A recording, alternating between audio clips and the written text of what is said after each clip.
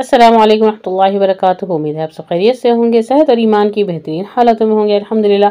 चलें आज की क्लास का आगाज करते हैं। आज हम पढ़ेंगे, अभी तक हमने क्या क्या देखा क्लास नंबर 6 में, औरतों की नमाज और मर्दों की नमाज में क्या फ़र्क है, वो हमारा भी चल रहा है। तो अल्हम्दुलिल्लाह हमने अभी तक क्या देखा कि औरतों की और मर्द की नमाज में कोई फ़र्क नहीं। हमने सारे अहादीस के साथ आपको बता रहे हैं, और वो भी ऑथेंटिक अहादीस के साथ, ठीक है। हालत रुकू में पीठ और सर की कैफियत कैसी होनी चाहिए वो हम देख चुके। अब हम देखेंगे रुकू की दुआएं, रुकू में क्या दुआएं पढ़ना है। अच्छा, हमने और क्या देखा था, रुकू में इत्मीनान बहुत ज़रूरी है। जो जल्दी जल्दी से रुकू करते हैं, जल्दी जल्दी से सजदा करते हैं, इन सब के लिए है कि रुकू को खूब मुतमईन होकर पढ़ेंगे, यानी आराम से नमाज पढ़ेंगे। चले जी, रुकू की दुआएं देखें, सही मुस्लिम से साबित है। सुबहान रब्बियल अज़ीम, मेरा रब अजीम हर ऐब से पाक है। जब भी आप सुबहान रब्बियल अज़ीम पढ़ेंगे तो इस तर्जुमे को अपने माइंड में रखिए, ताकि जो वसवसे आते हैं वो ना आए। सुब्हानकल्लाहुम्मा रब्बना व बिहम्दिका अल्लाहुम्मा अग़फ़िरली, सुब्हानकल्लाहुम्मा रब्बना व बिहम्दिका अल्लाहुम्मा अग़फ़िरली। ऐ अल्लाह तू पाक है, हम तेरी तारीफ़ बयान करते हैं, ऐ अल्लाह मुझे बख्श दे। ये देखें, यहाँ है बुखारी और सही मुस्लिम की हदीस।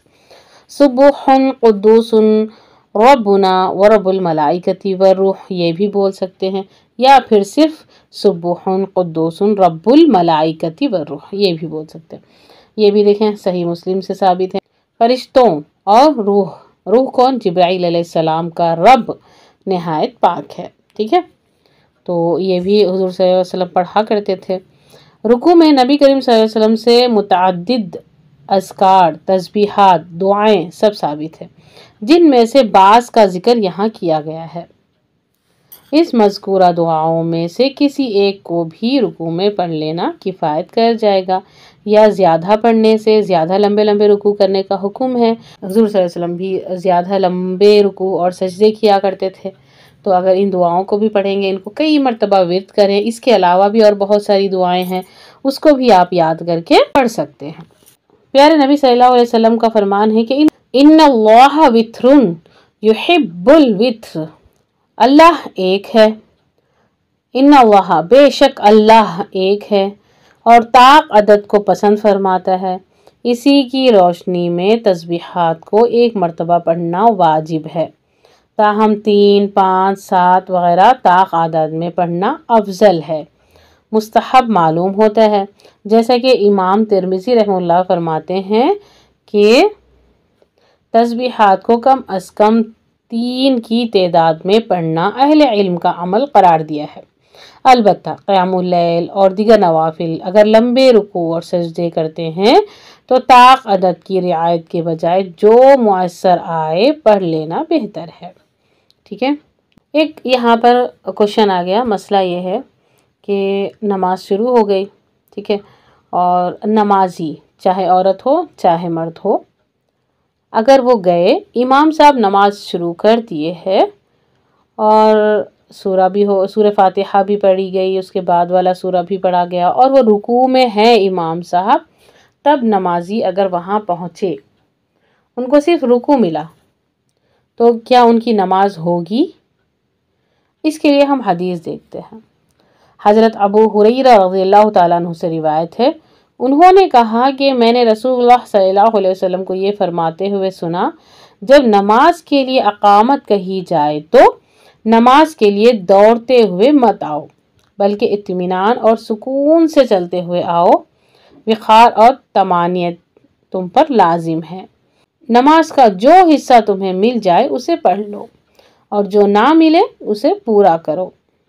यहाँ आपको फ़ायदा बताते हैं। अच्छा जी, रुकू का मौजू ख़त्म करने से पहले ये एक अहम मसला है जिसकी आपको रहनुमाई करनी है आपकी तरफ। रुकू पाने वाले की रकअत शुमार की जाएगी या नहीं? तो मालूम होना चाहिए कि बाद में आकर नमाज में शामिल होने वाले के लिए नबी अकरम सल्लल्लाहु अलैहि वसल्लम का हुक्म है कि वो जितनी नमाज इमाम के साथ पाले अदा कर ले, और जो छूट गई है उसे बाद में उठकर मुकम्मल करे। حکم رسول اللہ صلی اللہ علیہ وسلم کا دیکھیں کیا ہے کہ رکوع میں شامل ہونے والے کی وہ رکعت شمار نہیں ہوگی، کیونکہ اسے چھوٹے ہوئے حصے کی قضا کرنے کا حکم ہے، اور اس سے قیام اور سورہ فاتحہ کی قرات دونوں چھوٹ گئی، اور ہر نماز کے لیے سورہ فاتحہ کا پڑھنا بہت ضروری ہے، بغیر سورہ فاتحہ کی نماز نہیں، جس کے بارے میں ہم پچھلی کلاس میں دیکھ چکے۔ اب یہ اختلافی مسئلہ ہے، دیکھیں جمہور اصحاب رسول، محدثین اکرام، اصحاب تحقیق علماء، امام بخاری بھی اسی میں شامل ہے، ان کا کہنا یہ ہے کہ رکوع پانے والے کی رکعت شمار نہیں ہوگی، کیونکہ اس سے نماز کے دو اہم اجزاء چھوٹ گئے۔ مطلب سمجھ آ گیا؟ یعنی جب آپ مسجد میں گئے، امام صاحب رکوع میں ہیں، ٹھیک ہے، تو آپ کو رکوع کر لینا ہے، ان کے ساتھ پوری نماز پڑھ لینی ہے، لیکن بعد میں پھر وہ سلام پھیر دیں گے، آپ کو سلام نہیں پھیرنا ہے، بلکہ جو ایک رکعت جو پہلی چھوٹ گئی تھی اس کو کمپلیٹ کرنا ہے، ٹھیک ہے، کیونکہ جو آپ پہلے پڑھے تھے اس وقت آپ نے سورہ فاتحہ بھی نہیں پڑھی اور قیام بھی نہیں کیا، اس وجہ سے وہ رکعت ناقص ہو گئی، ٹھیک ہے، وہ رکعت نہیں ہوئی آپ کی، تو ایک اور مرتبہ وہ پڑھ لینا ہے آپ کو۔ قیام بالاتفاق نماز کا رکن ہے، سورہ فاتحہ کا پڑھنا بھی نماز کا رکن ہے اور قیام بھی نماز کا رکن ہے۔ جو یہ دونوں نہیں پڑھے اسی لیے ان کی وہ رکعت نہیں ہوئی، باقی کی رکعت ہو جائے گی، وہ پڑھ کر لاسٹ میں اس ایک رکعت کو کمپلیٹ کر کے سلام پھیریں گے۔ امید ہے سمجھ آ گیا ہے۔ یہاں پر ان سب کے بارے میں احادیث کے ساتھ ساری چیزیں سمجھا دیں گے۔ یہاں دیکھیں، نماز کا رکن چھوٹ جانے پر نماز نہیں ہوتی، تو رکوع پانے والے کو ایک طرف قیام نہیں ملا، دوسری طرف سورہ فاتحہ بھی چھوٹ گئی، تو اس کی وہ رکعت کیسے شمار ہوگی؟ اسی لیے وہ کاؤنٹ لیس ہے۔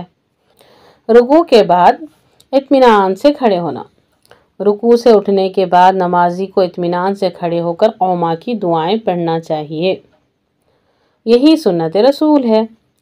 حضرت براء بن عازب رضی اللہ تعالیٰ عنہ فرماتے ہیں نبی کریم صلی اللہ علیہ وسلم کے رکوع سجدے، اسی طرح رکوع سے اٹھ کر قیام اور دونوں سجدوں کے درمیان کا بیٹھنا تقریباً برابر ہوتا تھا، یعنی آرام سے۔ صحیح بخاری میں ہے، صحیح بخاری میں دوسری جگہ حضرت ابو ہریرہ رضی اللہ تعالیٰ عنہ سے مروی ہے، حدیث میں بڑی صراحت کے ساتھ قوما، اس میں پیارے نبی صلی اللہ علیہ وسلم رکوع کے بعد صحیح طور سے قوما نہ کرنے والے اعرابی کو حکم دیتے ہوئے فرماتے ہیں کہ ثم ارفع رأسک حتی تعتدل قائما، پھر اپنا سر اٹھا یہاں تک کہ خوب اچھی طرح کھڑے ہو جاؤ۔ رکوع سے اٹھ کر قوما میں اطمینان سے کھڑے ہو کر دعا پڑھنا نبی اکرم صلی اللہ علیہ وسلم کی سنت اور آپ کا عمل مبارک ہونے کے ساتھ نماز کے فرائض میں سے ایک ہے، لیکن ہمارے یہاں اکثر کیا دیکھنے میں آتا ہے کہ لوگ نماز پڑھتے وقت رکوع کی دعاؤں سے فارغ ہو کر سیدھے کھڑے ہونے کے بجائے سر کو اوپر کی جانب تھوڑا سا جھکا دیتے ہیں اور پھر دوبارہ سجدے میں چلے جاتے ہیں۔ یہ انداز سنت رسول کے بالکل خلاف ہے، اس پر ہم سب کو خصوصی توجہ دینا چاہیے، اسوہ رسول کو سامنے رکھتے ہوئے قوما میں اطمینان سے کھڑے ہو کر دعا پڑھنی چاہیے۔ قوما کی دعائیں دیکھیں کیا ہے۔ قوما کا مطلب کیا ہے؟ رکوع سے سر اٹھانے کے بعد جو کھڑے رہتے ہیں اس کو بولتے ہیں قوما، ٹھیک ہے، قوما کی حالت، رکوع سے سر اٹھانے کے بعد قوما کی حالت میں پیارے نبی صلی اللہ علیہ وسلم سے ایک سے زیادہ دعائیں ثابت ہے، جس میں سے ایک کا تذکرہ آپ کو یہاں دیتے ہیں کہ حضرت رفاعہ بن رافع رضی اللہ تعالیٰ عنہ فرماتے ہیں ایک دن ہم نے نبی کریم صلی اللہ علیہ وسلم کے پیچھے نماز پڑھی، بس جب آپ نے رکوع سے اپنا سر اٹھایا تو کہا کہ اللہ نے ان کی سن لی جس نے اس کی تعریف کی، اے میرے پروردگار تو بہت زیادہ پاکیزہ بابرکت، تمام تعریفیں تیرے لیے ہی ہیں۔ سمع اللہ لمن حمدہ ربنا ولک الحمد حمدا کثیرا طیبا مبارکا فیہ۔ ترجمہ بھی یاد کیا کریں دعاؤں کے ساتھ، تاکہ جب آپ نمازیں پڑھیں تو وہ ساری چیزیں آپ کو سمجھ میں آئی، جو چیز سمجھ میں آ جاتی ہے نا اس کو پڑھنے میں بہت مزہ آتا ہے، اور بہت خشوع و خضوع کے ساتھ اس کو ادا کرنے کو دل کرتا ہے۔ رکوع سے اٹھنے کے بعد مقتدی کیا کہے؟ رکوع سے اٹھنے کے بعد مقتدی کو کیا پڑھنا چاہیے؟ چلیں جی دلائل دیکھ لیتے ہیں اس کے لیے۔ ابو ہریرہ رضی اللہ تعالیٰ عنہ سے مروی ہے کہ رسول اللہ صلی اللہ علیہ وسلم نے فرمایا جب امام سمع اللہ لمن حمیدہ کہے تو تم ربنا ولک الحمد کہو۔ ربنا ولک الحمد سے مراد مکمل دعا یعنی ربنا ولک الحمد حمدن کثیرا طیبا مبارکا فیہ، جیسے کہ اوپر قوما کی دعاؤں کا ذکر ہے جہاں ہم نے آپ کو حوالے بتا دیے ہیں، حدیث پڑھ کر بتا دیے۔ یہاں پر قوما کے باب میں اس بات کی وضاحت ہو گئی۔ نمازی اگر امام یا منفرد اکیلا ہو تو ظاہر ہے کہ وہ رکوع سے اٹھتے ہوئے سمیع اللہ لمن حمیدہ کہے گا، ربنا ولک الحمد پوری دعا پڑھے گا۔ دیکھیں امام صاحب کے پیچھے ہیں تو سمیع اللہ لمن حمیدہ نہیں کہنا ہے بلکہ ربنا ولک الحمد حمدا کثیرا طیبا مبارکا فیہ کہنا ہے۔ اگر اکیلے ہیں، اکیلے نماز پڑھ رہے ہیں تو سمیع اللہ لمن حمیدہ بھی کہنا ہے، ٹھیک ہے۔ رکوع سے اٹھنے پر نمازی اپنا ہاتھ کہاں رکھے گا؟ بعض دفعہ کیا ہوتا ہے کہ بعض لوگ نماز پڑھتے ہوئے رکوع سے اٹھ کر رفع الیدین کرنے کے بعد اپنے ہاتھوں کو نیچے چھوڑنے کے بجائے سینے پر باندھ لیتے ہیں، جیسے کہ وہ رکوع سے پہلے قیام میں باندھے ہوئے تھے۔ اسی عمل کو دیکھ کر بعض دوسرے نمازی حیران ہو جاتے ہیں، تو عالم یہ سوال کرتے ہوئے دکھائی دیتے ہیں کہ کیا ایسا کرنا جائز ہے؟ کہ ایک اجتہادی مسئلہ ہے، اس بابت دیکھیں کتاب اور سنت کوئی صریح نص موجود نہیں ہے۔ رکوع کے بعد ہاتھ باندھ کر رکھا جائے یا چھوڑا جائے اور یہی وجہ ہے، اسی لیے اس کا اختلاف ہے، اس کی کوئی حدیث نہیں ملتی۔ جن لوگوں نے باندھنے کی بات کہی ہے انہوں نے دلیل میں رکوع سے پہلے حالت قیام میں ہاتھ باندھنے والی روایت کو پیش کیا، جو رکوع کے بعد ہاتھ باندھنے کے لیے غیر صریح ہے۔ البتہ جمہور اہل علم کا مسلک یہ ہے کہ رکوع کے بعد قیام میں ہاتھوں کو اپنی اصلی حالت میں چھوڑ دیا جائے، باندھا نہ جائے۔ اس کی کوئی صریح دلیل حدیث رسول اور آثار صحابہ میں موجود نہیں ہے۔ چونکہ یہ اجتہادی مسئلہ ہے اس لیے اس میں توسیع کی گنجائش ہے۔ رکوع کے بعد چاہے تو اپنے ہاتھوں کو چھوڑ دے یا چاہے تو باندھ لے۔ اس سے کیا معلوم ہوا کہ رکوع کے بعد ہاتھ باندھنے یا چھوڑنے کا جو اختلاف ہمیں مل رہا ہے یہ جائز یا ناجائز نہیں ہے بلکہ افضل اور غیر افضل کا ہے۔ افضل کیا ہے؟ کیا ہمیں کرنا چاہیے؟ جب ہم اللہ کے سامنے کھڑے ہوئے ہیں تو افضل سے افضل چیز کرنا ہے نا، تو افضل کیا ہے وہ یہاں پر ہمیں دیکھنا ہے، تلاش کرنا ہے کہ افضل کیا ہے۔ کہ جب آپ رکوع ہو گیا، جب آپ کھڑے ہو گئے تو ہاتھ جب سیدھے رکھنا سمیع اللہ لمن حمیدہ بولتے ہوئے یا باندھ لینا، ان دونوں میں افضل کیا ہے، ٹھیک ہے، اس کو دیکھنا ہے۔ تو یہاں دیکھیں علامہ ابن باز رحمہ اللہ کی بات کو نقل کرنا فائدے سے خالی نہیں کہ وہ فرماتے ہیں کہ ہاتھوں کو باندھنا سنت کے قبیل سے ہے، واجبات میں سے نہیں ہے۔ اگر کوئی شخص قیام اور قومے میں ہاتھوں کو باندھے بغیر لٹکائے ہوئے نماز پڑھ لے تو اس کی نماز صحیح ہے، البتہ اس کا ترک افضل ہے، یعنی افضل کام کو چھوڑنا ہے۔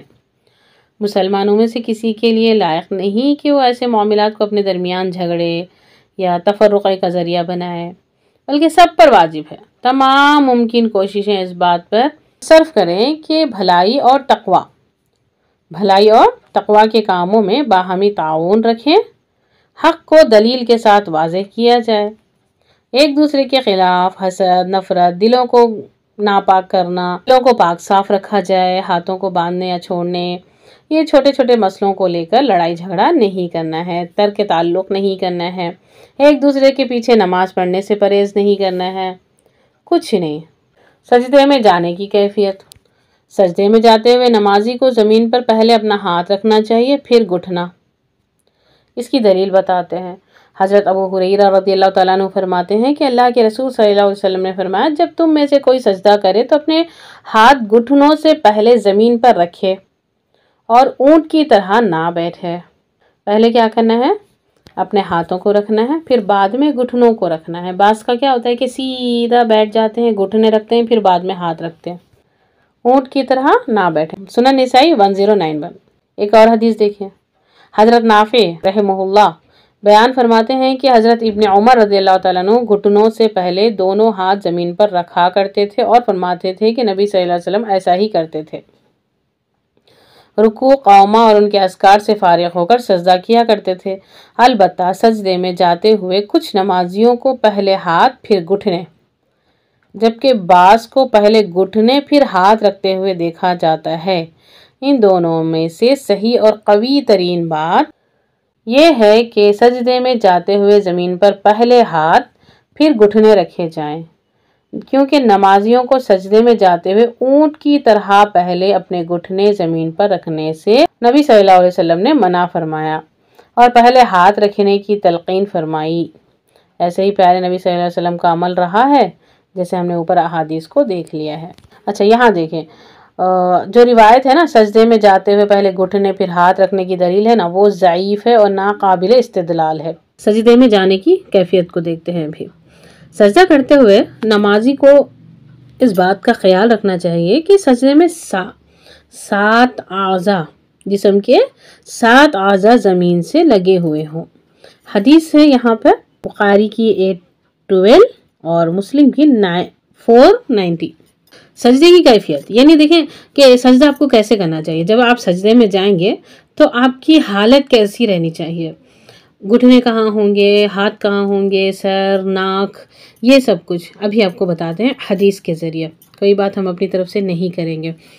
حضرت ابن عباس رضی اللہ تعالیٰ عنہ سے روایت ہے، انہوں نے کہا کہ نبی کریم صلی اللہ علیہ وسلم نے فرمایا، مجھے 7 ہڈیوں پر سجدہ کرنے کا حکم دیا، پیشانی پر، اور اپنے ہاتھ سے ناک کی طرف اشارہ کیا، دونوں ہاتھوں دونوں پاؤں کی انگلیوں پر، دونوں پاؤں کی انگلیاں یہ دیکھیں، یہ 2 ہو گئے، یہ 4 ہو گئے، اور دونوں ہاتھ 6 ہو گئے، پیشانی اور ناک ان کو ملا کر 7 ہو گئے، ٹھیک ہے۔ 7 ہڈیوں پر سجدہ کرنا ہے۔ پیشانی اور ناک کو 1 کاؤنٹ کریے، دونوں ہاتھ 2 ہو گئے، 2 گھٹنے 2 ہو گئے، اور دونوں پاؤں کی انگلیاں یہ پوری قبلے کی طرف مڑی ہوئی ہونی چاہیے، پیچھے کی طرف نہیں ہونی چاہیے، ٹھیک ہے۔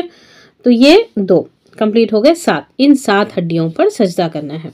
یہ حدیث کون سی ہے؟ بخاری کی 812 اور صحیح مسلم کی 490۔ دیکھیں یہاں پر حالت آپ کو بتائی جا رہی ہے پکچر کے ذریعے، دیکھیں ایسے 2 پیروں کی انگلیاں ایسے قبلے کی طرف مڑی ہوئی ہوں، اور دیکھیں 2 صرف پنجے لگنے چاہیے زمین پر، ٹھیک ہے، کونیاں اس طرح سے اڑی رہے ہیں، اور یہاں یہ جو بغل کا حصہ ہوتا ہے یہ کھلا ہونا ہے، پھر ناک اور پیشانی یہ دونوں زمین پر ٹچ ہونے چاہیے۔ بعض کا ہوتا کیا ہے کہ ناک اوپر کی طرف اٹھا دیتا ہے، تو یہ نہیں کرنا، ٹھیک ہے۔ چلیں فائدہ دیکھیں، سجدہ ارکان نماز میں سے، سجدہ ارکان نماز میں سے ایک اہم رکوع ہے جسے پیارے نبی صلی اللہ علیہ وسلم نے 7 اعضاء پر کیا ہے۔ امت کے لیے اس کے اسوا پر عمل ضروری ہے، اس لیے تمام تابعین کتاب و سنت کو انہیں 7 اعضاء پر سجدہ کرنا چاہیے، ٹھیک ہے۔ فرسٹ دیکھیں پیشانی، جس میں ناک بھی شامل ہے، 2 اور 3 دونوں ہاتھ، 2 اور 3 دونوں ہاتھ، 4 اور 5 دونوں گھٹنے، 6 اور 7 دونوں پیر کی انگلیاں، ٹھیک ہے نا۔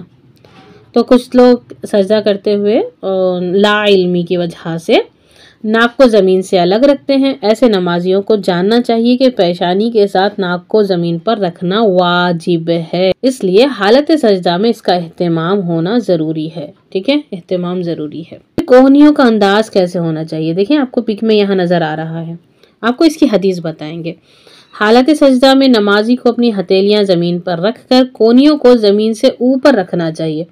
ارشاد نبوی ہے، حضرت برا بن عازب رضی اللہ تعالیٰ عنہ سے روایت ہے کہ رسول اللہ صلی اللہ علیہ وسلم نے فرمایا، جب تم سجدہ کرو تو اپنی ہتھیلیوں کو زمین پر رکھو اور کوہنیوں کو زمین سے اوپر اٹھاؤ۔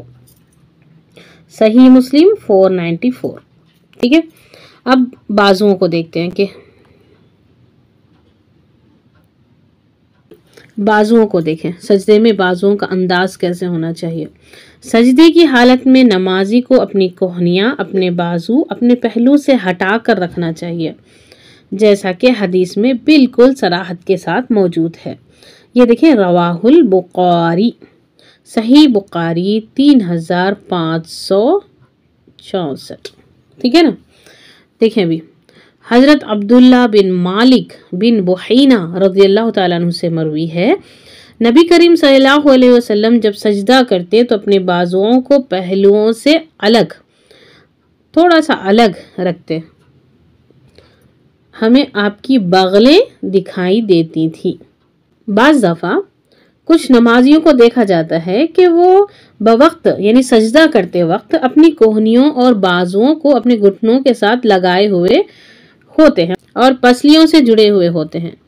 وہ درست نہیں ہے، بلکہ سنت رسول یہ ہے کہ نمازی سجدے میں اپنے بازو اور کوہنیوں کو پہلوؤں سے ہٹا کر رکھیں، اور یہ عورتوں کے لیے اور مردوں کے لیے سب کی نماز سیم ہے۔ اس طرح سے نہ عورتیں کریں گی نہ مرد کریں گے، کوئی بھی اس طرح سے نہیں کریں گے، سب بس اسی حالت میں سجدہ کرنا ہے، ٹھیک ہے۔ دیکھیں سجدے کے لیے اب آپ کو یہاں پر ساری چیزیں ہم احادیث سے بول رہے ہیں، کوئی بھی ایک چیز ہم اپنی طرف سے نہیں بول رہے ہیں۔ حضرت انس بن مالک رضی اللہ تعالیٰ عنہ سے بیان کرتے ہیں کہ اللہ کے رسول صلی اللہ علیہ وسلم نے فرمایا، سجدے میں اعتدال سے رہو، تم میں سے کوئی شخص اپنا ہاتھ کتے کی طرح زمین پر نہ بچھائے۔ دیکھیں، اب یہ کتے کی طرح، کہ عورتوں کو کتے کی طرح بچھانے کا حکم دیں گے؟ سوچیں کی بات، مرد حضرات تو نہیں کریں گے، تو کیا عورتوں کو ہے کہ وہ کتے کی طرح سجدہ کرے؟ ایسے نہیں ہے نا۔ مثال دیکھیں، اتنی حدیث میں اتنی وعید کے ساتھ اتنی سخت انداز میں آپ کو بتایا جا رہا ہے کہ کتے کی طرح مت کرو، کتے کی طرح اپنے ہاتھوں کو مت بچھاؤ، تو بالکل نہیں بچھانا ہے۔ ہم آپ کو بھی سمجھاتے ہیں، سجدہ کرتے وقت حالت کیسی ہونی چاہیے؟ سامنے کا حصہ جو آگے کا ہوتا ہے وہ جھکا ہوتا ہے، زمین کی طرف ہوتا ہے، پیچھے والا جو حصہ ہوتا ہے وہ اٹھا ہوا ہوتا ہے۔ اگر آپ بازوؤں کو زمین پر بچھا دیں گے تو سجدے کی حالت کہاں ہے؟ تو ہاتھ سجدہ نہیں کریں گے، کتے کی طرح ہو جائیں گے۔ پھر تو بازوؤں کو زمین پر بچھانے سے کتے کی مشابہت ہوتی ہے، اس لیے آپ نے اس سے منع فرمایا ہے۔ یہ ممانعت مرد اور عورت دونوں کے لیے ہے۔ دیکھیں، میں نے ابھی اوپر کہا تھا آپ کو، مرد اور عورت دونوں کے لیے ہے۔ مرد اور عورت کے سجدے کی کیفیت میں کوئی فرق نہیں، کسی حدیث سے ثابت نہیں ہے کہ مرد الگ سجدہ کریں گے اور عورتیں الگ سجدہ کریں گے۔ جب کتے کی مثال دے دی گئی تو کیا عورتوں کو کوئی کتے کی طرح سجدہ کرنے کا حکم دیں گا؟ سوچنے کی بات ہے نا۔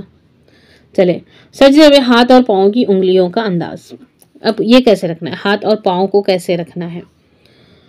سجدے میں نمازی کو اپنے ہاتھ کی انگلیاں زمین پر قبلے رخ لٹا کر آپس میں ملا کر رکھنا چاہیے، پیروں کی انگلیوں کو بھی زمین سے لگا کر، بعض کا کیا ہوتا ہے کہ پیروں کو پیچھے اوپر اٹھا دیتے ہیں، زمین سے لگا کر قبلے کی طرف کر لینا چاہیے، یہی نبوی طریقہ ہے۔ اس کے لیے حدیث دیکھیں، حضرت علقمہ بن وائل رضی اللہ تعالیٰ عنہ اپنے والد وائل بن حجر رضی اللہ تعالیٰ عنہ سے روایت کرتے ہیں کہ نبی کریم صلی اللہ علیہ وسلم جب سجدہ کرتے تو اپنے ہاتھ کی انگلیوں کو آپس میں ملا دیتے۔ مستدرک علی الصحیحین۔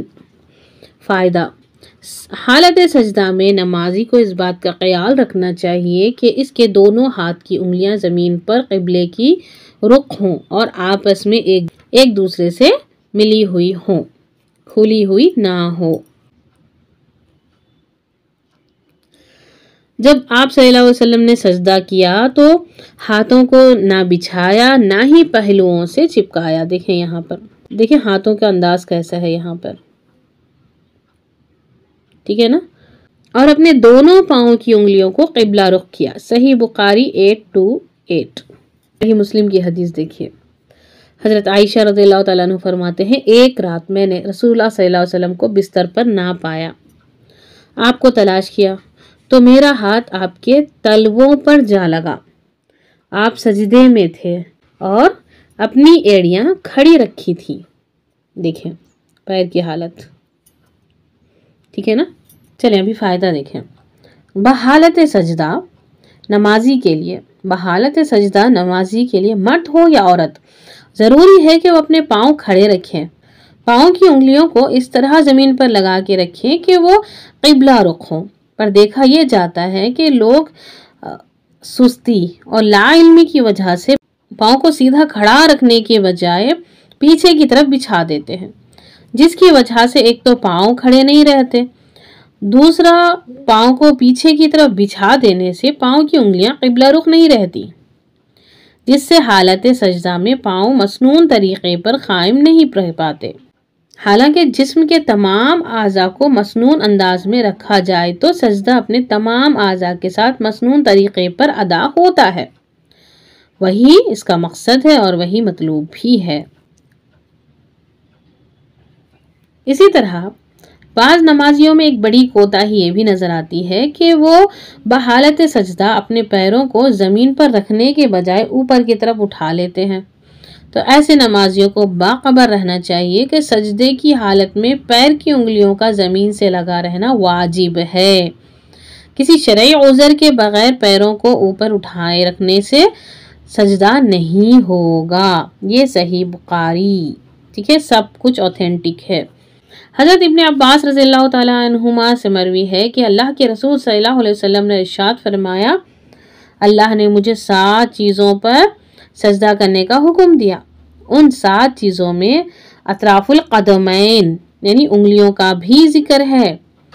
انہیں انگلیوں کو قبلہ رخ کر کے زمین پر رکھ کر سجدہ کرنا واجب ہے۔ علامہ عبید اللہ رحمانی مبارک پوری اسی موقف سے راجح قرار دیتے ہیں کہ 7 اعضاء کو زمین پر رکھ کر سجدہ کرنا واجب ہے، کیونکہ حدیث میں اس امر کا صیغہ وجوب ہے، یعنی اس پر بہت ہی تاکید کے ساتھ بولا گیا۔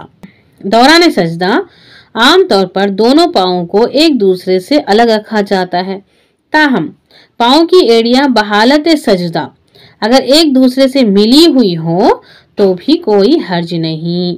ام المومنین عائشہ رضی اللہ تعالیٰ عنہ سے روایت ہے جس میں بحالت سجدہ پیارے نبی صلی اللہ علیہ وسلم کی ایڑیوں کے ملے رہنے کا ثبوت موجود ہے۔ چلیں جی الحمدللہ، تو اتنا ویڈیو آج کے لیے کافی ہے۔ نیکسٹ ہمارا سجدے میں ہتھیلیوں کو رکھنے کی جگہ، پھر سجدے کی دعائیں وغیرہ انشاءاللہ ہم نیکسٹ ویڈیو میں دیتے ہیں، ٹھیک ہے۔ سبحانک اللہم و بحمدک اشہد ان لا الہ الا انت استغفرک و اتوب الیک۔ السلام علیکم ورحمۃ اللہ وبرکاتہ۔